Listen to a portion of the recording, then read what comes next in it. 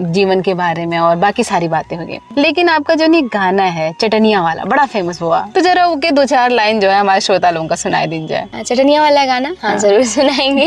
हमको पता था आप ये लास्ट में बोलेंगे। तो गाना है भी बहुत प्यारा ना, जिसका सब लोग सुनना चाहते हैं। हाँ तो हम जरूर सुनाएंगे और हमारे दर्शक से प्यार मिलता है और आज आपसे इतना प्यार मिल रहा है तो सुनाना तो बनता ही है, तो जरूर सुनाएंगे आपको।